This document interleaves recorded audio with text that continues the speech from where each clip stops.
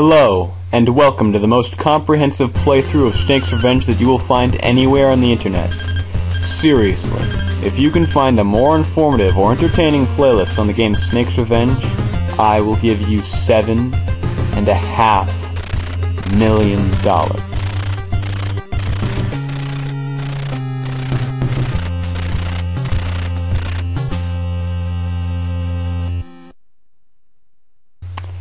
Now, that is what it would look like if we were playing the American version of this game, but we will be playing the European one for reasons I'll discuss shortly.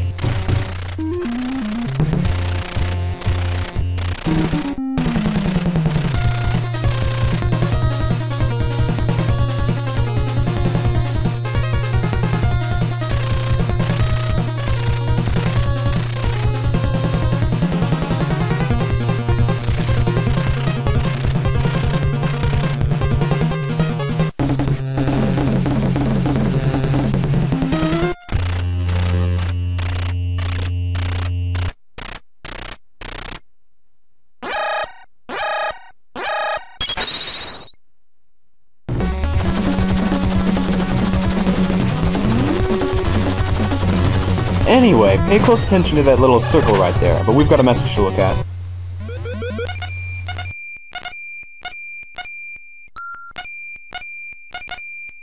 Coworker? This is a tactical espionage game, not Dilbert.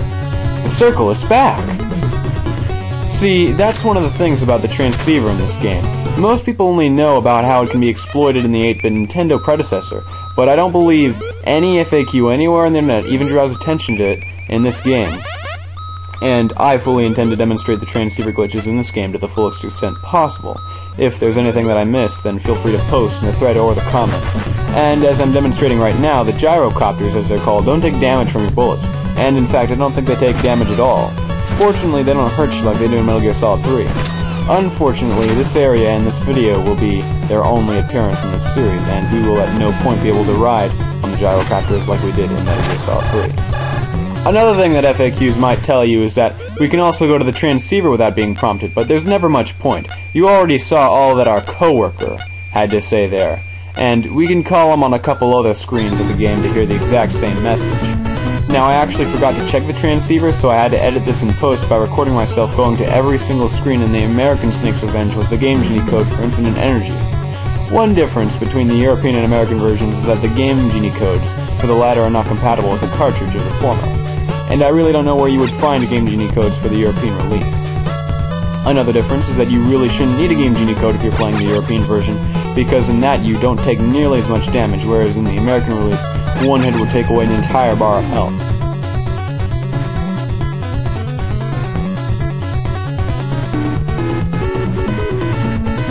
Now, on a regular playthrough, I like to get through this area as fast as I possibly can, which means I'm usually not so stealthy. But if you're playing the American version, that wouldn't be such a good idea for reasons discussed previously, unless you're really good at dodging.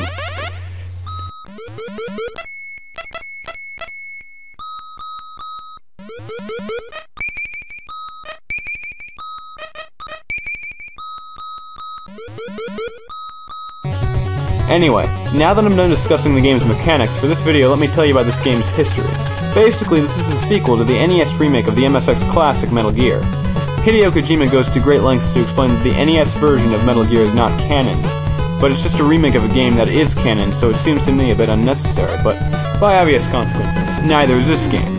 You see, Hideo Kojima made the MSX game Metal Gear, but he had nothing to do with the American NES port, and as a result his name is not in the credits of that game. Another thing is that due to the success of the Western release in America, Konami decided to release a sequel specifically for the Western market, and after it was made, a chance meeting between Kojima and one of the developers of this game led to the creation of the MSX sequel, Metal Gear 2: Solid Snake. Which brings me to one of the more insignificant things that grabbed my attention, which is that people refer to Snake's Revenge as Metal Gear 2, and there are even ROM sites that do this, but it was never part of the game's official title. Now, I will say that Metal Gear 2 makes a lot more sense as a title for the sequel to a successful game than Snake's Revenge, on top of the fact that just adding 2 to the title lets people know that they're basically getting the same thing, only new and improved, while people who might have even played the original Metal Gear and managed to beat it without ever reading the transceiver messages in that game could completely fail to notice the titular significance of the name Snake. And while we're at it, what is Snake getting revenge for?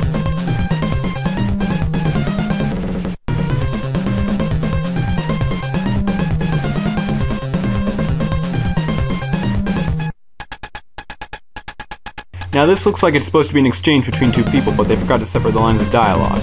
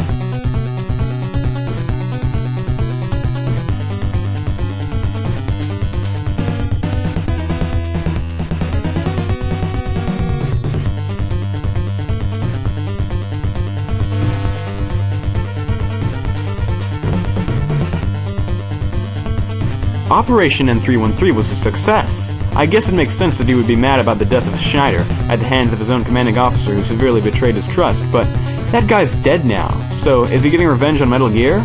Is he seriously getting revenge on Machine? I don't know. Feel free to post your ideas in the thread or the comments, but please, no spoilers.